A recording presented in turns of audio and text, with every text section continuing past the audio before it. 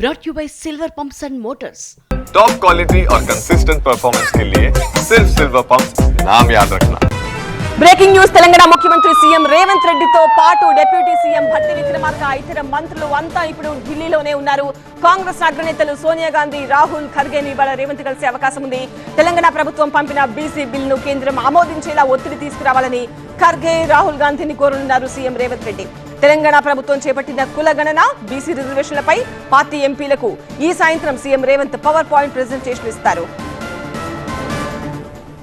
లోక్సభలో ప్రధాన ప్రతిపక్ష నాయకుడైన శ్రీ రాహుల్ గాంధీ గారిని, రాజ్యసభలో ప్రధాన ప్రతిపక్ష నాయకుడైన శ్రీ మల్లికార్జున్ ఖర్గే గారిని కలిసి కేంద్ర ప్రభుత్వం మీద ఒత్తిడి తీసుకొచ్చి తెలంగాణ రాష్ట్ర ప్రభుత్వం యొక్క బిల్లుల ఆమోదం కోసం పార్లమెంటులో కేంద్ర ప్రభుత్వం మీద ఒత్తిడి చేయడానికి విజ్ఞప్తి చేయాలని చెప్పి ఈరోజు కేంద్ర ప్రభుత్వం మీద ఒత్తిడి కోసం తెలంగాణ రాష్ట్ర ప్రభుత్వం తరఫున మేము ఇక్కడికి రావడం జరిగింది. సర్వేకి సంబంధించిన చేపట్టిన చర్యలను మొదటి రోజు నుంచి చివరి రోజు వరకు ప్రక్రియలో చేపట్టిన వివరాలను అన్నిటిని కూడా వివిధ రాష్ట్రాలకు సంబంధించిన పార్లమెంట్ సభ్యులకు వివరించాలని ఈరోజు నిర్ణయం తీసుకున్నాము.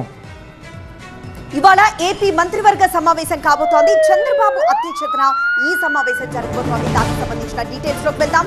అసెంబ్లీ సమావేశాలు, రాజధాని భూ సమీకరణ, వివిధ సంస్థలకు భూ కేటాయింపులు, పెట్టుబడులపై చర్చించి నిర్ణయం తీసుకోనున్నారు. ఇక సిఆర్డీఏ, ఎస్ఐపిబి ప్రతిపాదనలను ఆమోదించనుంది AP cabinet.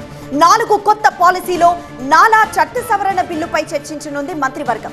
Science and technology పేరుతో కొత్త శాఖ ఏర్పాటుపై నిర్ణయం తీసుకోనుంది కేబినెట్.